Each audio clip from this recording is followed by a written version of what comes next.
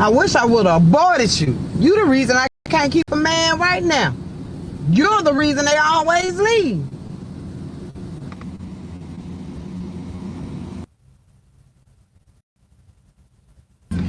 Hello? I haven't heard from you. You don't even call and check up on your mama or nothing. Mama, what you want?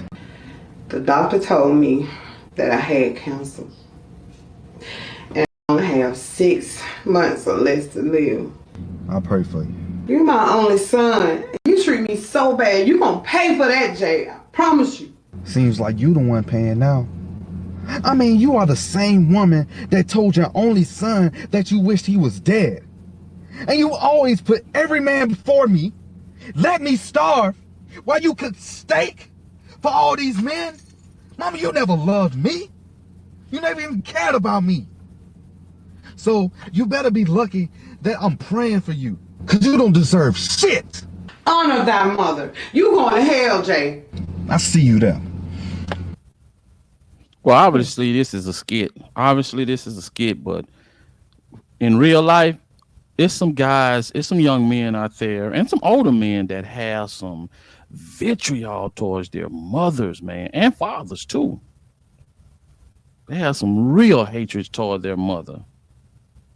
Well, often we see things happen like this that, the women put the men before their children because, she's angry at the person who she had the child with and that relationship not working. And so it's kind of difficult to move on when you have another man's child and then you want companionship. So she puts herself before the child. She starts thinking selfishly that if I didn't have this child, I would be free to be with another man, because a lot of men have trouble coming to the life, especially when you have a male child coming into the relationship and wanting to be there with you when you have a male child, because, a lot of them don't want to deal with, the young man someday saying, you're not my dad, or the interaction they may happen down the line. Now, some men can handle that situation, but however, the women tend to take the role of, if I didn't have you, I wouldn't be struggling. If I didn't have you, I could get a man. If I didn't have you, my life would be different. But your life would have been different if you would have made a decision not to lay down and open up your legs. That's what would have made a difference in your life if you would have made the right decisions to wait.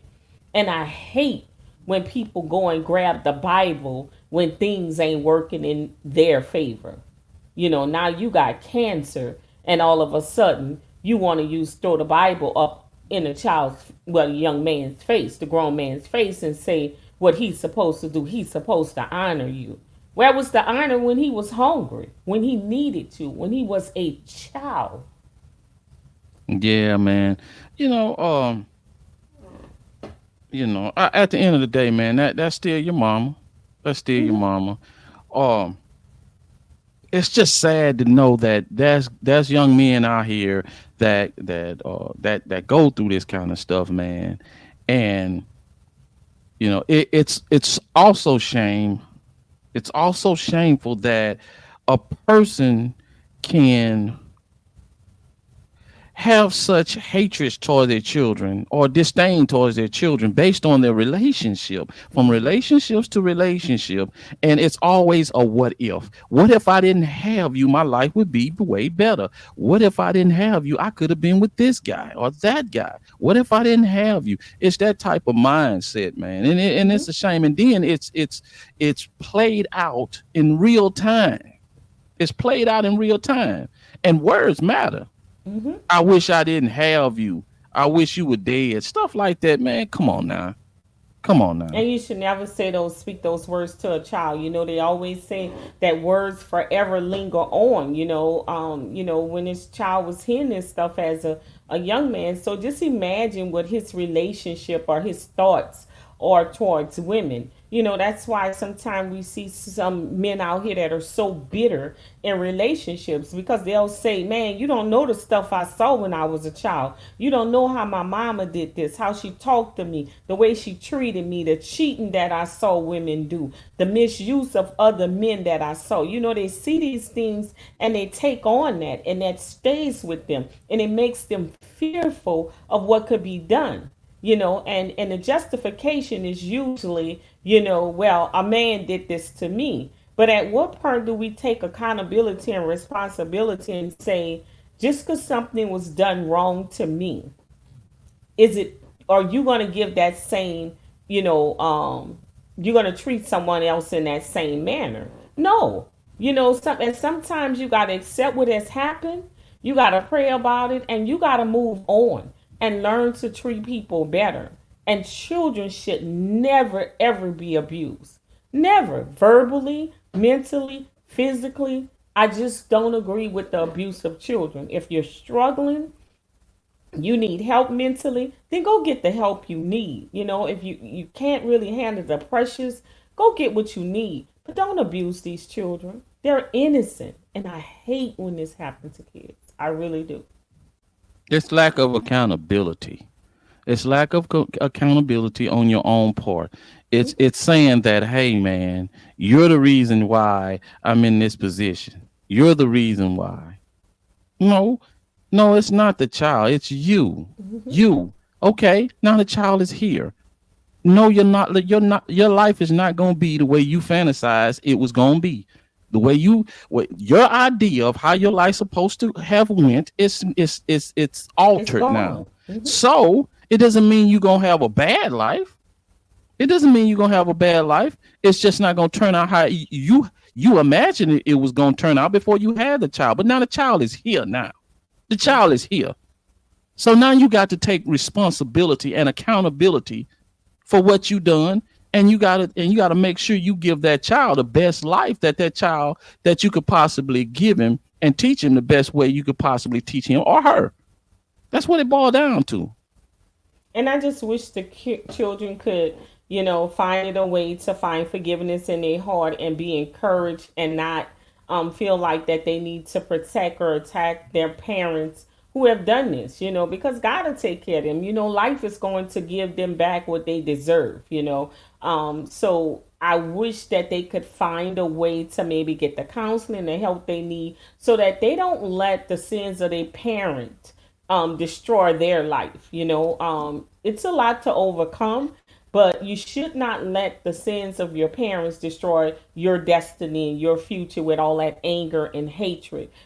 I wish they get the help that they need. Like this young man, he needs to find someone that can help him and mentor him so that he can find forgiveness for the things that his mom did, so that he can be healthy and move on and have a productive life, you know. Yeah, I mean, that's where that's where uncle or auntie Right. or grandmother step in and give him some little encouragement, man. Hey, that's your mama. I know she wrong in a lot of in situations. I know she say some things she ain't supposed to say, but that's still your mama.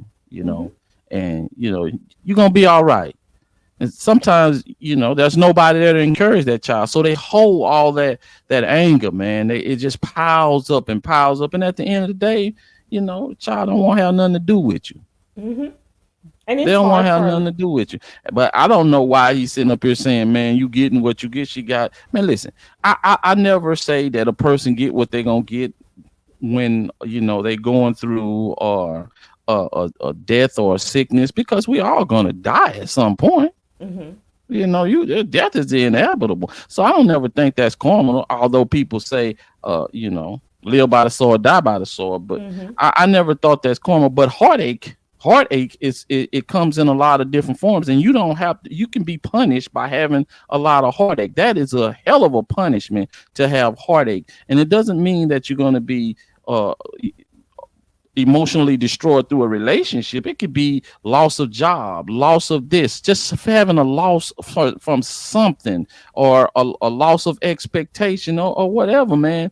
It just, so I don't agree with that. The woman said, hey, I'm sick right now, And maybe he do feel a certain way about her being sick, and maybe he do think that's her punishment, but you don't have to voice that, because you're gonna have to pay for, no matter what she did, you still got to pay for what you do and what you say.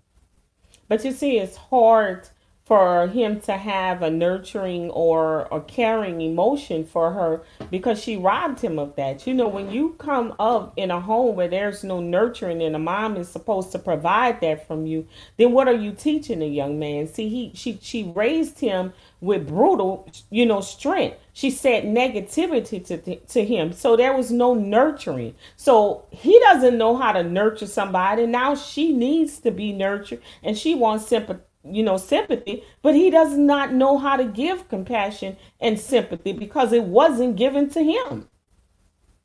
She didn't give it to him. She showed him no grace. So